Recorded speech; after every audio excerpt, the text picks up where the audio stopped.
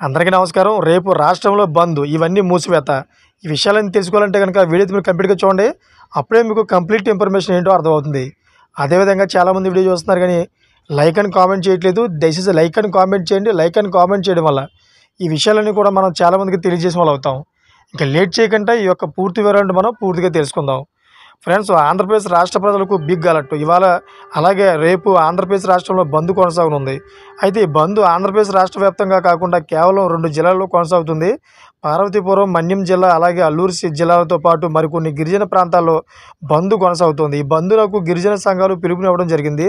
పర్యాటక రంగ అభివృద్ధి కోసం 1/70 చట్టాన్ని సవరించాలన్న ఆంధ్రప్రదేశ్ స్పీకర్ అయ్యన్న పాత్రుడి పాత్రపైన చర్య తీసుకోవాలని డిమాండ్ చేస్తూ గిరిజన సంఘాలు అల్లూరి అదేవిధంగా అలాగే పార్వతీపురం, మన్యం జిల్లాలో బంద్‌కు పిలుపునిచ్చింది. అయితే దీంతో ఇవాళ అలాగే రేపు ఈ జిల్లాలో బంద్ కొనసాగుతోంది. మరికొన్ని గిరిజన ప్రాంతాల్లో కూడా బంద్ నిర్వహించబోతున్నట్లు సమాచారం. అయితే ఈ బంద్‌కు వైసీపీ పార్టీ కూడా మద్దతు ప్రకటించింది. దీంతో తెల్లవారుజామున నుంచి బంద్ ప్రకటించిన జిల్లాలలో షాపులను మూసివేసి వాహనాలను కూడా అడ్డుకుంటున్నారు గిరిజన సంఘాల నాయకులు. అయితే ఈ విషయం తెలుసుకున్న కూటమి ప్రభుత్వం అయితే దీనికి వ్యతిరేకంగా ఈ బంద్ గట్టు ఉండకూడదని చెప్పేసి పోలీసులకి అయితే ఆదేశాలు జారీ చేసినట్లు అవుతుంది.